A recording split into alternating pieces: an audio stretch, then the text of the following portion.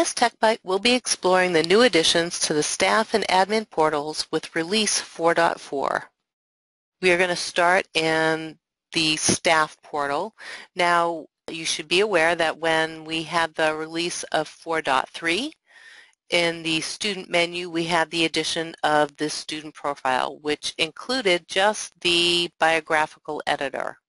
Well, we have added two new editors to the student profile. We have an attendance and a class attendance tab.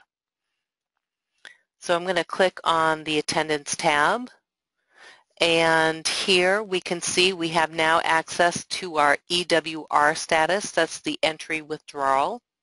So I can add a new record if I want. If I slide on over here, I can edit the record. So if the student has withdrawn, I can edit the record, put a withdrawal date in. I can also delete a record.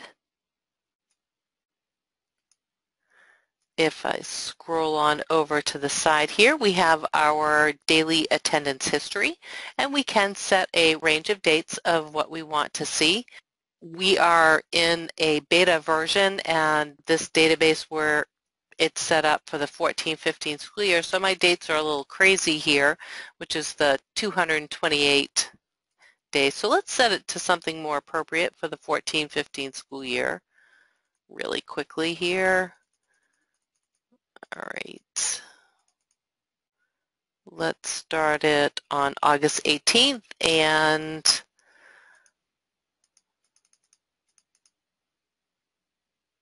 I went too far.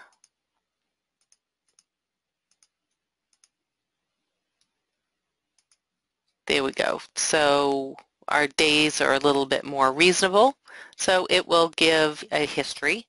And this is new. And we did see a history when we were reviewing that first student profile tab there with the biographical editor. And here we can edit their daily attendance. Now, we can edit an existing record, we can delete an existing record, and we can also add a new record. So to add a new record, we're going to click on this button here. It's going to default to today's date, which will not work in this scenario here. So let me find an appropriate date here. So we're going to put December 19th, and we're going to select the attendance code. And we're just going to make it an absence. And we can put in, a time out. We can enter in 2 time-ins and 2 time-outs. We still have the ability to enter in a comment. And once we enter that in, we can click on Update, and that's going to save our record.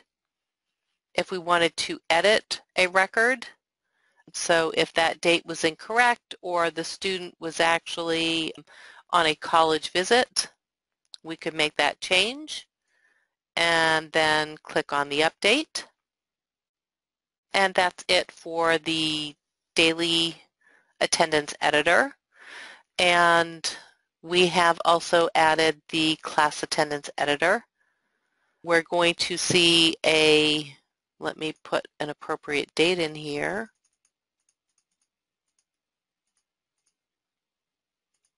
And now that we're in here, we can see the student schedule.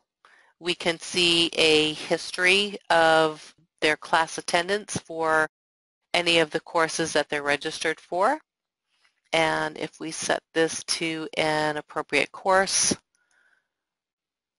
term here, we can see their summaries. Now, if we wanted to add in a class attendance for that student, we would find the course that we want to enter. So if there was like a substitute teacher for the American Lit, we come over here, we click on Edit, and we can add an attendance code. It is going to default to the date that's here, and that will be the current date in a normal situation. And here are all of my class attendance codes. And then we would click on the update, and the students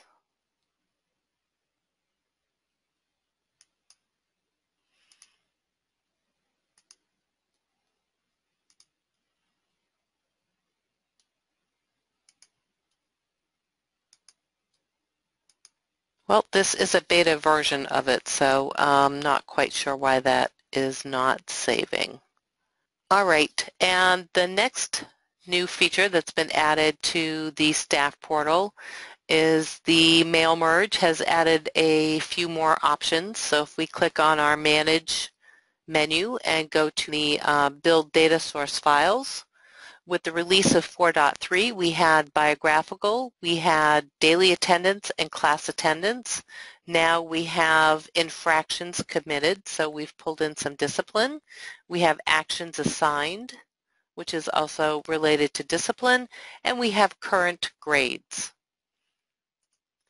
So those are two new options. We also have a couple of tech bites that go over, as well as KBAs that go over how to set up the mail merge in the staff portal.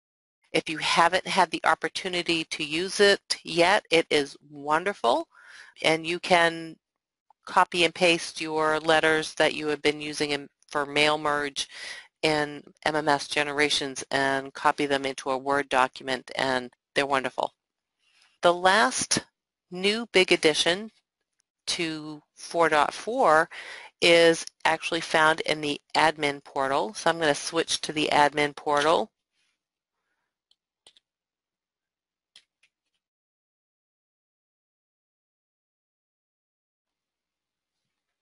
And many of you may be familiar with our current final average option. The current final average was a projected average, and it caused a lot of confusion among the parents and also among the teachers that for schools that had it activated. They wanted to see a simple average. If they saw that current final average and if it indicated that the student was passing, that if the term ended right then on that date, then that would be the grade that the student had. That is not how it was originally set up, but we've made some changes. We've heard what you've said, and we have changed how the current final average can be set up.